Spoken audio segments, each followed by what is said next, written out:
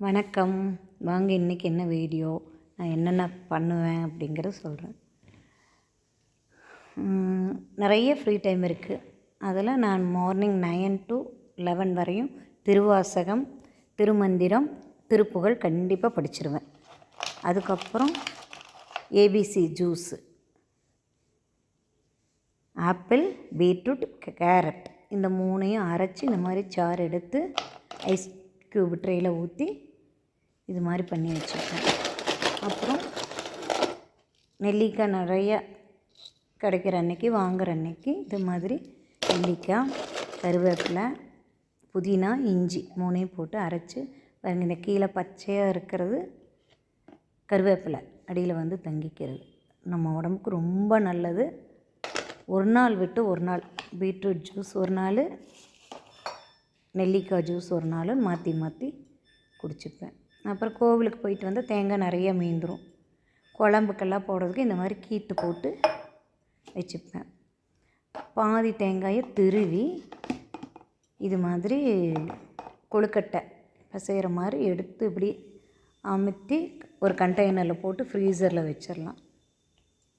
வச்சிட்டோம்னா நமக்கு வேணுங்கும்போது எடுத்து 2 போட்டுக்கலாம்.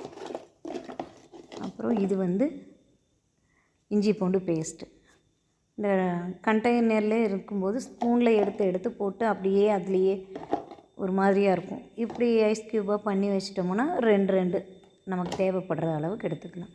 இது வந்து டெய்லி நம்ம பால் காய்க்கிறோம் இல்லையா, அதிலிருந்து கிடைக்கிற பால் ஆடையை எடுத்து இந்த கண்டெய்னரில் போட்டு இது ஃபுல்லாகிற வரையும் சேர்த்துவேன். சேர்த்ததுக்கப்புறம் இந்த மாதிரி வெண்ணெயாக எடுத்து வச்சுப்பேன். இந்த வெண்ணெயுமே இந்த டப்பா ஃபுல்லாகிற வரை சேர்ந்ததுக்கப்புறம் நெய்யாக உருக்கிக்குவேன். அது போக நமக்கு ப்ரெட்டுக்கு வேணுங்கிறது, ஏதாவது கீரைக்கு டோஸ்ட்டுக்கெல்லாம் வேணுங்கிறது அளவு கொஞ்சமாக வெண்ணெய் எடுத்து ஃப்ரிட்ஜில் வச்சுக்குவேன்.